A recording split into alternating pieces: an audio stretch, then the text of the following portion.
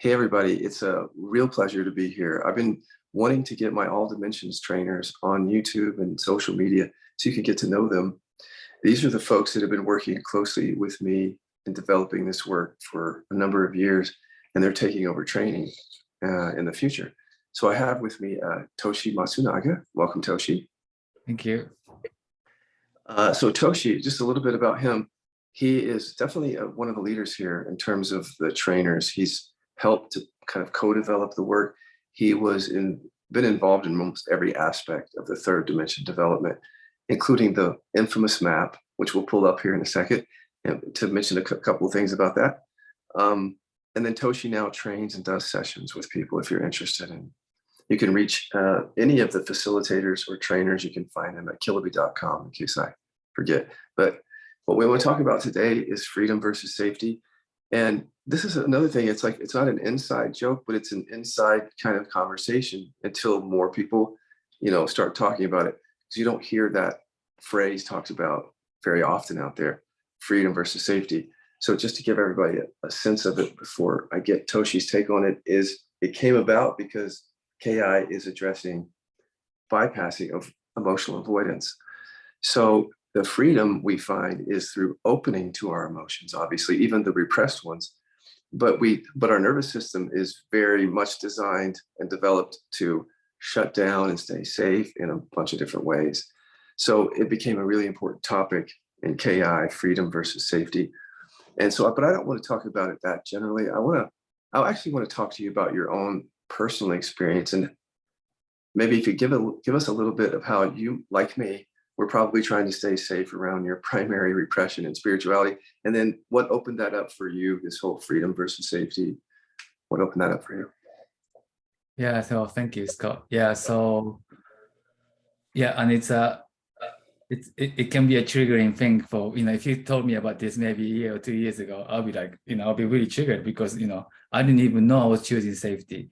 I thought, I came to KI looking for relief and healing, but I was still choosing safety because, I wanted to look at something, but I really didn't want to see something that's really bubbling underneath it. So for me, where do I start? I mean,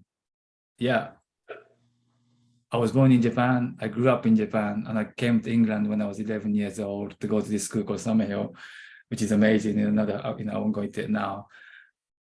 But I think I was always suffering.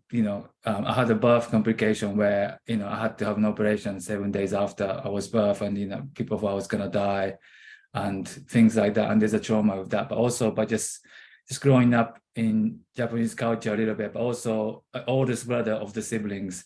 So I always had the pressure. I can't make a mistake. I have to be the role models, that pressure. No one put it on me, but I just picked up, obviously. And I was physically beaten a lot because that's just the way our house was. So, and therefore a lot of anger, depression, basically. I think that is my primary. So, but I won't go into too much about myself, but so safety versus freedom. So for me, in any given moment, I think we only have that two choices. If we really want to make, we're here doing KI, want to make things conscious or from unconscious. Am I choosing safety or am I choosing freedom? And that's the choice that I never knew I had, because the programs are making all those choices for me. So I thought I like these people, and I don't like these people. I like this food, not this, and these are my friends, and they're not my friends. I thought that was Toshi, the personality was choosing, right? And that's, and I thought I had the choice, which is, I don't want to go too into non-dual and stuff like that, but it's also connected, it applies to all of that.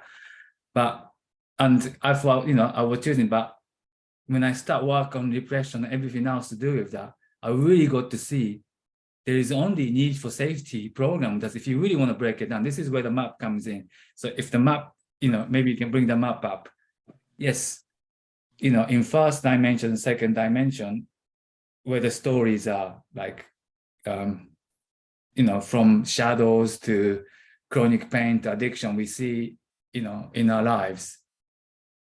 At the top on the first dimension, shadows, triggers, addictions, and they're the things that we can visibly see, which is the effect of this need for safety program that's running in us, in all of us, pretty much. which is repressed emotions, basically.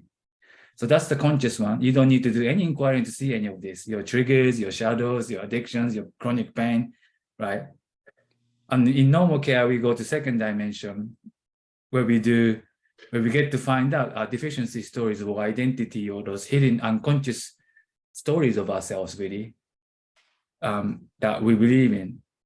But I say we believe in because we believe in it because there's a utility to believing in it. It does nothing happen, as Dan says, nothing happens out of vacuum. Yep. So this still is kind of a safety place. We choose in safety to believe in these things. And if you go to third dimension where we, where the fear starts, the need for safety, the initial fear, the frozen fear, what we call it, the depression of our emotions, depression of ourselves, depressions of, or ourselves from traumas or anything like that happened to us. And so that's what I mean by we only have two choices when what we're really facing is freedom or safety. Are we choosing safety, which is the program, or is to feel okay or to feel safe or not to feel my primary emotions? Basically, that's what it comes down to. So I'd rather believe that I'm not good enough, I'm unlovable. I'd rather believe in all this what we call suffering than to really feel here. So even it sounds like like I don't want to suffer. I came to care. I think I don't want to suffer, but I was choosing suffering because that felt safer than the anger that I had to feel. And I did not know that I had the choice even in that, or I didn't know there was a choice. And everything else, not choosing that is the freedom I call, where we inquire, which is the inside out.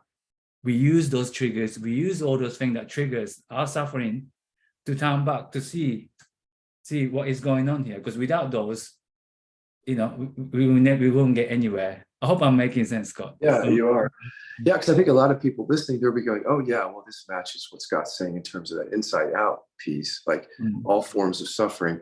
And I'm going to ask you a question here in a second, but when we say all forms of suffering, some people might not realize that their suffering is coming from seeking safety. And I didn't understand that either. And you didn't either, you just said. So I think we should slow that down and help people understand that, well, I'll just answer it for myself. There was no way for me to know that without doing third dimension work, because it was in the deep body where all that stuff was hiding. Like, you can't get angry.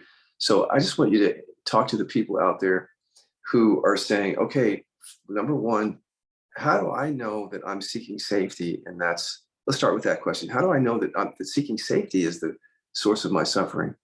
How would I know? Yeah. So seeking safety can look like this. Seeking safety can look like you're believing something, or you're landing on an idea to believe in something because something else is not right. That's what we're essentially doing, right? Because what's here in life, what's in this moment is not good. Anger might be coming up, sadness might be coming up, because they come and go in life, just like anything, emotions come, but no, I can't feel this now. So it's an argument to life, right? So I have to believe in something, this is not right, or I feel this and I can't express myself, therefore I'm not good enough, there's something wrong with me. Okay, I believe in that. I'd rather believe that there's something wrong with me than to feel this. So the safety seeking can look like that. So what was your question? I forgot. Well, I actually have another question, because I think you're answering it, but I think the other thing that people might not know is, because when I hear myself say it, I'm thinking surely people are like, what are you saying? But like the deficiency story, the feeling of not good enough is painful. We all know that. But it's safer than the repression. And that's the thing that I think people don't know. And can you elaborate a little bit more on that, how we kind of missed that, or how you missed it? Yeah, I mean, I completely missed it because I wasn't conscious enough. The fact that, even starting from before I knew non-duality, or even my whatever awakening experience or things like that, I didn't know that the thoughts can be seen. Like I thought I was my thoughts and stuff like that. So it can start like that too. But for me to spot what's really happening, I needed tools. And KI, I don't know anything else that's better out there to really go into a deepest place, really. Yes, there's many tools that we can prompt our belief system to get them out, but that's still a surface level, which is called second dimension. So anything we believe in, if you argue with it, it's gonna say something back, right? It's like, So that's what we use. That's why we use reverse inquiry. So we prompt the ego to say something back. So anything that ego is doing is seeking safety because it wants to protect me. It's a coping mechanism. I have to build up for myself to say, I don't ever want to feel this. Therefore, I have to do this to push this down. I can use my compulsions. I can use my spirituality, anything like that. And they're all landings to feel safe. Yeah. In order to see that consciously, we need tools because I was blind, and it wouldn't surprise me. It's almost impossible if I didn't have the tools to look at it or the context of it, really. Totally. So that brings me to my next question, which is like, I didn't know that was going to be your answer, but it makes sense that we had to have the tools of third dimension to even know that these things are true. So my next question is, there's a lot of people out there who are watching us, but they haven't, gotten deep into third dimension. What would you say to them? Like if they're sitting there going, okay, even if you guys are right, even if in my body, the programs are seeking safety and that's the, what would you say to people who are just scared of that though? Like, obviously scared of opening to anger. And let me give you my answer first and see what you think. I think that the fear is coming naturally from the trauma. Of course we're afraid, right? I'm afraid to express sadness or anger. Of course that's there. But I think what people, for me, I don't know what your answer is until you try the modality, you don't know. So if you don't have the modality, you're of course going to be scaring yourself because it's like, oh God, I got to open to sadness. But for me, the modality makes that doable. It's the way that we do it. But what is your answer to those people out there? This is my last question, actually. What's your answer to people out there saying, okay, even if you're right, I'm too scared to even do this? Yeah, good question. So I'm an anger repressor, so I was scared to express anger, right? I see that from a third dimension. So the reason, the biggest fear was because all I knew was repressed anger, which is different from pure anger, which is I'm understanding now. All I knew was this repressed anger that is violent, it's uncontrollable, it's gonna hurt people. It's, those are the thoughts I get. More reason to push it down. So obviously it's gonna feel that if I ask myself, if I haven't consciously seen it, it's going to come up with 1,000 reasons I should be scared of this anger, more reason to push it down. But now it starts to live. Now I can actually be with the anger. It's more like a power to express myself, just to be able to say yes or no. It doesn't have to be this violent kind of movement. When it comes, but it's so much cleaner. And of course, like a pressure cooker, if I had to push it down, it has to come out in that way. So every time I felt that kind of thing, it's like, whoa, no way, that's too uncontrollable.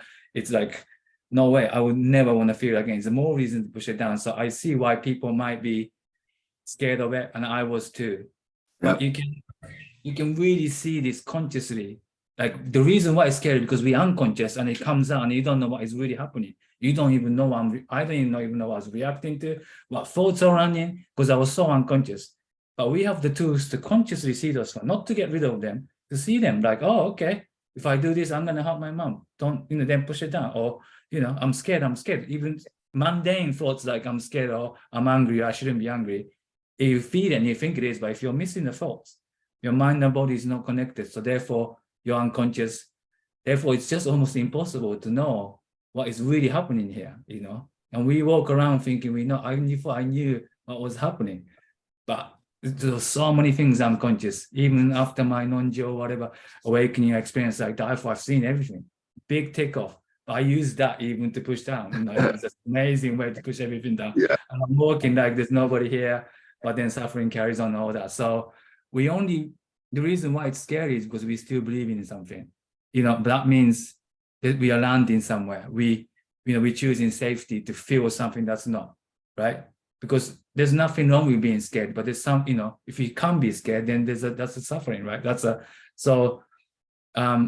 So that's what I would say. So just the only way to turn around and look, ask yourself that question about why you might be scared, or, that you might have a 1,000 reasons why you shouldn't be looking at this or whatever, but we can still look, we're not trying to convince you to, believe in us so that you can actually behave anger or anything like that. Let's just be curious to see what is running here unconsciously. So you can be conscious of, and then you can choose to not be angry. If you don't want to be angry, you don't have to. But I don't have the choice if it's repressed. It's just run unconsciously. So I just don't. That's about the freedom versus safety. That we're gonna get the choice back. That's what the freedom is. So it's like choice or no choice. Freedom is choice and safety is no choice. It's what we, that's what we're saying, At the moment, when the programs run in our lives, we don't have a choice. But freedom, when we get the choice back. So, yeah. So I can definitely see that I want to bring you back and do this again. I almost want to like create a series for me and you, freedom versus safety, so we can, because I'm just seeing so many. I mean, we're going to keep this short today because I have to go somewhere, but like I can see so many different ways to go and talk here. But I do have one more question for you, and then we'll wrap it up, which is, I'm just trying to think of the audience who is, still, they probably love that answer, and that made a lot of sense. I think another fear that people have is, okay, but if I open to anger or hurt, then I'm going to be identified with it. And then in non-duality, we're like, well, identification is suffering. So yeah, what would you say about the fear of identifying with it? Simple answer is, you answer in this way as well. We identify with it anyway, right? But just really unconsciously. So it's not like we're going to believe in something again. But there is a process that we have to go through. I went through myself where when we do start to work on the repression of anger, let's say, and then now the anger is allowed to come up. I was like, yeah, I'm angry. And then we can re-identify with the anger that comes up to that. Then you can overspill. You might hurt people because of it, because you're believing the story again. You're kind of forgetting that. So, but we have tools for that. So, so the answer is we already believe it. We already identified with it, right? That. So, I mean, but are we conscious of it or not? Is the quick question, no? And then we can be conscious of it and say, yeah, okay, I'm angry and I feel this thing here. And then is it okay to be angry? No, it's not okay to be angry. Push that down, and we can see that through. When that fades away, it's like anger comes up, like, okay, anger's here. I can say, I might just say fuck off anyway without even noticing. This is the thing, this is what it feels like to be lifted of repression. It's like things just start to happen, then you're just kind of okay, and you're almost catching up with it, almost, I just fuck off to my wife and she wasn't even listening. It's not as bad as that, what the depression would say. So yeah, it let go of you rather than you let go of it, sort of feel. So am I answering that question? Yeah, that's exactly how I would answer it. I would just say, also, I might say, it's how do you let go of something if it's not conscious? Like, so it's buried in our body. How are you going to let go of that? So KI brings it into awareness, so we can see what it is for what it is. Yeah. Yeah, and it is the body. I forgot to read it, but it really comes down to, without body, we can do none of this work, really. I mean, obviously, some people, we had to cut ourselves a body because of trauma, not cut ourselves physically, but like, so we don't feel anything. But we will get that back through the work. So we can go by, like, like what you said, the body keeps the score. It's we really trust the body. And third dimension work is, I could almost say, it's like 80% somatic energetic work. It can feel like when you get skillful, thoughts are there to keep the mind and body going, but just about the energy and the expression and just really going with it. Yeah. And the mind non-dual idea, that you can say that's not identifying, that's no awareness, all that. But awareness is here anyway, and it's not even about any of that. It's about authenticity and getting Toshi back, because he's unconscious, and I'm bringing it back. And it's really, I just want to say this to kind of finish what I'm saying, is I came here looking for relief and healing. I came here, but I never knew it's like a real embodiment work, real freedom work, freedom and safety, because I did not see it. I came here thinking I'm gonna be okay, but the Toshi that wanted to feel okay had to be put on a chopping block, because he's the one who's seeking safety. He's the one he was the repression program himself. So it can be quite scary and daunting to people, but there's no other way. There's only two choices, freedom or safety, choice or no choice, Right.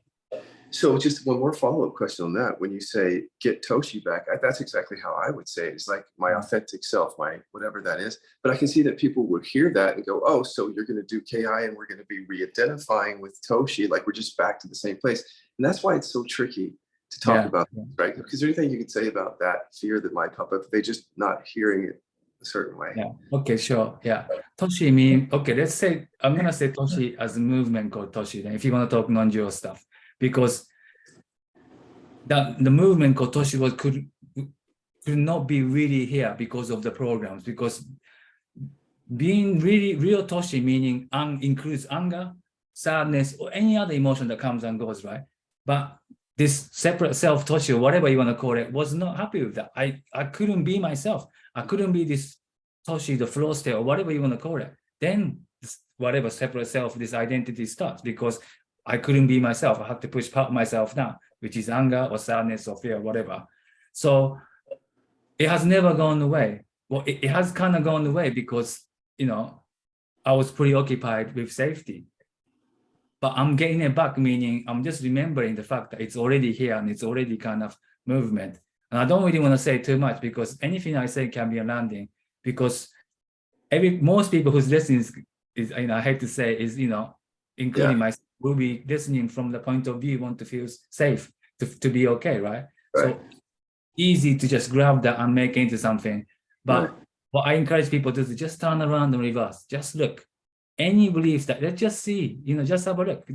We're not trying to convince you with anything. We know it's not anything, whatever here. We're not trying to make you believe in something. You can really see it for yourself. It's like science. You can just check yourself, you know, there's only thoughts, sensation, and feelings. If you really, really look, right? And we're going to come back to that. Every time we become conscious, oh, we just remember the fact, oh, it's just a thought. However horrible and however dark it is, and the sensations and feeling, and we're just coming back to that every time. And that feels like, I don't even want to use the word Toshi, but maybe the movement called Real Toshi is like meeting myself, that I had to push myself away, that the whatever, the inner child, the wounded child, you know, that became unconscious, but now I meet him or whatever. Or yeah, I guess, yeah, I'm conscious of that movement. And, you know, now again, that doesn't have to be pushed down anymore. And then it doesn't need to stay, but there's a space for that. There's space for all of that me, the dirtiest, the most nastiest Toshi, to the weakest, to the scariest, to the happiest, you know, all of that can be me, because it's here, you know, but I had to argue with it to survive somehow. Yeah. Totally. So I keep going with one more question. I keep swapping up because it's so relevant, but see if I can remember it. So what I've been saying to people is, when you go to the repression, what you're holding back, the false identification starts to fall away because it's so connected. Now, this is a piece that's been hard to communicate with people who are in the other non-dual way, which is we just sort of question identity as if it's not really connected to that repression. So, and then people think, well, this isn't an awakening path then.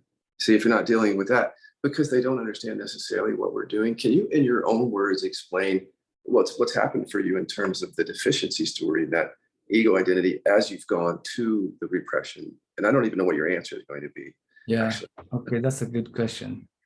So, but if you really consciously look and turn around, there is only programs. So what non-dual, you know, any non-dual pointing is still my lived experience right now, where actually I could say there's nobody here, but that does not help people if your repression is active and if you need to work on it. So it did not help me. So I don't want to talk about it, but I'm going to talk myself that way. What I'm finding is, I'm just, you know, this separate self, whatever it's called, is a bunch of programs that we had to build up to feel safe, right? To argue what's really happening right now. That's what my experience is. When that starts to fall away, it's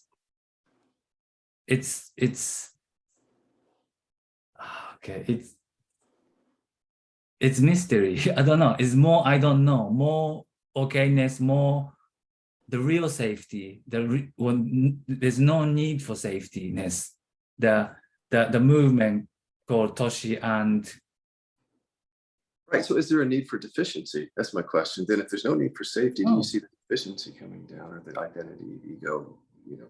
Yeah, because maybe if you haven't worked on the third dimension, the real cause of all this need for safety, I might create another deficiencies to feel land if something traumatic happens in my life. But if I get to the bottom of it, which is emotional repression, is, you know, there's no need for me to land on something to feel safe, to believe that I'm unlovable and I'm not good enough. And those thoughts do come. And that's okay. Like, you know, I might grab it, but I can see it. You know, I'm so quick to see it now. It's like, you cannot unsee what you've seen. And it's like an innocence there. It's okay. Like, I don't have to do that anymore. There's that little Toshi just wants to grab and say, oh my, I'm a fake, I'm a failure. Boom, the contraction. It's not as strong as now, but I could feel it. But we have so many tools, and it is about building the muscle to actually be conscious of the inner worlds that happens. That kind of develop as we do this work. And so it's, yes, I'm not saying I'm out of repression completely and I have those thoughts come and my body contracts, but there's a real freedom. There's a real responsibility. I can finally take responsibility of my suffering, like meaning responsible of my thoughts, my sensations, because I never was, because I didn't have the choice. Yeah. To, that there was a responsibility, so just that when that comes back, the real freedom has to come with responsibility, because it's not a license to do whatever you want or whatever it is, right? But that responsibility is the freedom, because as long as I'm looking at my stuff, everything just happens for me. Like, I don't know how to explain. It's just, Right. I'm here and now. What I meant to do, whatever you want to believe in, any of the things.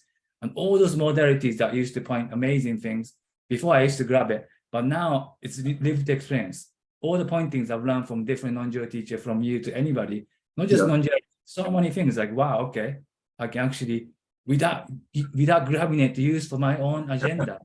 Because I used to just grabbing, okay, what can I use this to subtly push down my anger, but also kind of be awake to it. And I was so sincere, but no, but I can actually turn up and say, okay, wow, it's okay to be not know anything. It's okay to be wrong. It's okay. All that stuff. And your life just becomes more mysterious, more choices, more things that can come, more potential to be able to come, the unknown things. And it's a real embodiment work, really. And I couldn't recommend hard enough, really. Yeah, there's no words for it. And it's a lived experience. I don't have to carry this book around called KI or train, I'm talking through it. It's not about knowing the tools and yes, it is about a little bit about, but you don't have to kind of, before I used to grab it and keep it for my safety or whatever, right? To be able to say the right thing, to know certain knowledge, but I can really trust myself to turn up in every moment to just share. And it's an amazing way to live, I think. I'm getting angry. Awesome. So I would just say to everybody listening, the last 3 minutes were a real gem if you want to slow that down, because he moved through that. But what he's saying is, what we pick up pointers for our own agenda, which is the trauma. We don't know that we're doing it. And so he caught on to that. That's the same thing too. So I hope I just rewind and listen to what he said if you're out there seeking, and how you're relating to these pointers may be the way that Toshi and I did. It's like, there's an unconscious agenda to stay safe around certain emotions, and we'll pick up these pointers and use that for our agenda, and we don't know it. So thank you, Toshi. I'm going to come back. I'm going to invite you back. Yeah, there's so much, even just the last bit, there's so much I want to talk about, but we don't have a time, and we have to come back to it. But I will be back, and thank you so much. And if you're interested in working with Toshi, training with him, or sessions, go to Kiloby.com to the book a session. You'll see him right there. Thank you, Toshi. Thank you so much. Cheers.